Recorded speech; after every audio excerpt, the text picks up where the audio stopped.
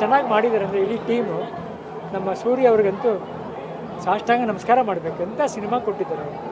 14 ವರ್ಷ ಆದ್ಮೇಲೆ ಬಂದ್ರು ಬುಕ್ ಮೈ ಶೋನಲ್ಲೆಲ್ಲ ಫುಲ್ಲು ಶೋಗಳು. ಸೊ ಒಂದು ರೀತಿ ಅಂದರೆ ಎಮೋಷನಲ್ ಜೊತೆಗೆ ಖುಷಿನೂ ಆಗುತ್ತೆ. ಅಂದರೆ ಯಾವತ್ತೇ ಇದ್ರೂ ಅಪ್ಪು ಅವ್ರ ಕ್ರೇಜ್ ಕಡಿಮೆ ಆಗೋದಿಲ್ಲ ಅನ್ನೋದಕ್ಕೆ. ನನ್ನ ತಮ್ಮನ್ನ ಅಭಿಮಾನಿಗಳು ಬದುಕಿಸ್ಕೊಂಡಿದ್ದಾರೆ, ಅವನ್ನ ಉಳಿಸ್ಕೊಂಡಿದ್ದಾರೆ, ಹೃದಯದಲ್ಲಿ ಬದುಕಿಸ್ಕೊಂಡಿದ್ದಾರೆ. ಇದರಲ್ಲೇ ಗೊತ್ತಾಗುತ್ತೆ ಅವನು ಎಲ್ಲೂ ಹೋಗಿಲ್ಲ, ಇಲ್ಲೇ ಇದ್ದಾನೆ. ಒಬ್ಬೊಬ್ಬ ಅಭಿಮಾನಿಗಳು ತೆಗೆದು ನೋಡಿ ಅಚ್ಚೆ ಹಚ್ಕೊಂಡಿದ್ದಾರೆ, ಹೃದಯದಲ್ಲಿ ಇಟ್ಕೊಂಡಿದ್ದಾರೆ. ಇದು ಅವ್ರು ನನ್ನ ತಮ್ಮನಿಗೆ ಕೊಟ್ಟಿರೋ ಬದುಕು. ಅವಾಗ ಎಲ್ಲರ ಮನೇಲಿದ್ದ, ಇವಾಗ ಎಲ್ಲರ ಮನಸ್ಸಲ್ಲಿದ್ದಾರೆ. ಈ ಅಭಿಮಾನಿ ದೇವ್ರುಗಳಂತ ನನ್ನ ತಂದೆ ಹೇಳಾಯಿತು, ದೇವ್ರುಗಳೇ ಅವರು. ಅವ್ರನ್ನ ಇಷ್ಟು ಅವನ್ನ ಆಚರಿಸ್ತಾ ಇದ್ದಾರೆ. ಇದನ್ನು ನೋಡಿದಾಗ ನನಗೆ ಇನ್ನೂ ಕಷ್ಟ ಆಯಿತು. ಇನ್ನೊಂದು ಸ್ವಲ್ಪ ದಿನ ಇರಬಾರ್ದಾಗಿತ್ತು ಅವನು, ಇನ್ನೊಂದು 20 ಪಿಕ್ಚರ್ ಕೊಡಬೇಕಾಗಿತ್ತು ಅವನು. ನಿಜವಾಗ್ಲೂ ಅಶ್ವಿನಿ ಅವರು ದೊಡ್ಡ ಮನಸ್ಸು ಮಾಡಿ, ಅವರು ಪಾಪ ಕಷ್ಟದಲ್ಲಿದ್ದರು. ಇಂಥ ಸಿನಿಮಾ ನೋಡಿ, ನೆನ್ನೆ ಆಕೆ ಹುಟ್ಟುಹಬ್ಬ ಆಗಿದೆ, ನಾಳಿದ್ದು ನನ್ನ ತಮ್ಮನ ಹುಟ್ಟುಹಬ್ಬ, ಮಧ್ಯೆ ಪಿಕ್ಚರ್ ರಿಲೀಸ್ ಮಾಡಿದ್ದಾರೆ.